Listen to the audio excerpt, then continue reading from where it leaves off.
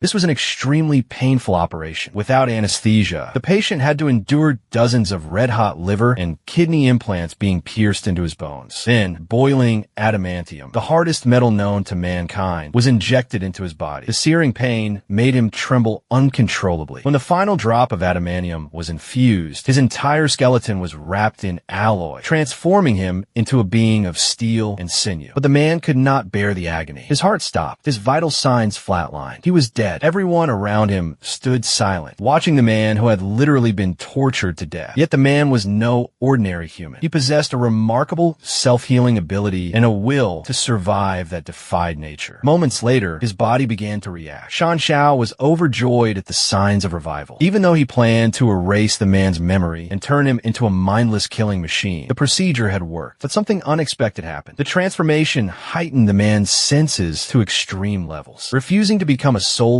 puppet, he fought back. With an explosive surge of power, he tore free. The liver nodes, now powered by adamantium, burst out through the gaps in his bone. Nothing could stop him now. At the base of the mountain, an elderly couple spotted a naked man dashing into their home. The old man cautiously approached with a shotgun, but upon realizing Nanshu meant no harm, he handed him some clothes and took him in kindly. Later, when Nanshu panicked and accidentally demolished the toilet, the couple still showed him compassion. They shared food, drink, and warmth, but happiness was short-lived.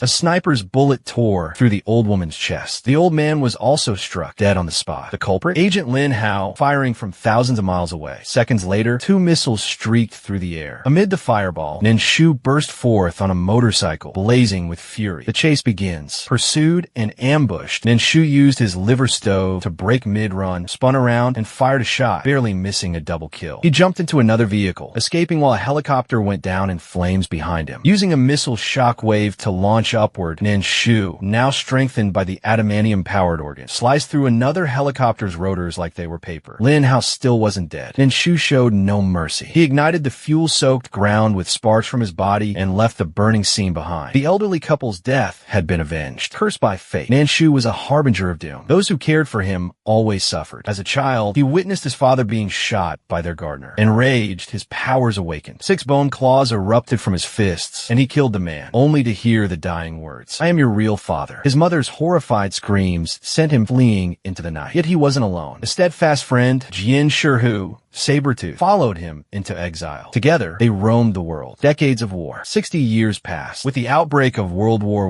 I, they were forced to join the military. Nanshu's regenerative powers turned him into a one-man army, but Jian Shihu embraced bloodlust. His violence grew unchecked. Eventually, they were labeled traitors and executed by firing squad. They were shot for 2 years without dying. Their immortality caught the attention of Colonel Stryker, who invited them to join his mutant squad in exchange for freedom. They accepted. The mutant team. Among the team was Lin Hao, now with unrivaled marksmanship. Another member, Freck, stopped enemy fire by blocking a cannon muzzle with his bare hands. The chaos drew the attention of a crime boss, who locked the team inside an elevator. Shout Jian, the team's comic relief, wouldn't stop talking. Nanshu begged him to shut up. Jian joked, "Only if you seal my mouth shut." Ironically, that would soon happen for real. A telekinetic teammate restored the elevator with his mind, and the team launched their assault. Shout Jian deflected bullets with twin blades, even using them to reflect shots back at enemies. In moments, the room was cleared. The boss surrendered. Betrayals and truths. Colonel Stryker wasn't after justice. He wanted to discover the origin of a mysterious stone. He massacred an entire village to keep it secret. Nanshu, disgusted, left the team. Years later, living quietly as a lumberjack in Canada with a girlfriend, his peace was shattered. Sabretooth returned, killing his girlfriend and leaving behind her mangled corpse. Fueled by grief and rage, Nanshu sought revenge. The return of the Wolverine. Stryker offered a way, endure the pain of the adamantium experiment to defeat Sabretooth. Nanshu agreed. He sought out his old teammates, including Fred, now obese but powerful. After subduing him, Fred revealed Sabretooth was captured easily. But before he could kill him, Haihuan interrupted, and Sabretooth escaped once more. Island Showdown. Haihuan led Nanshu to the island lab. To Nanshu's shock, his dead girlfriend appeared alive. She was Silver Fox, a spy who'd manipulated his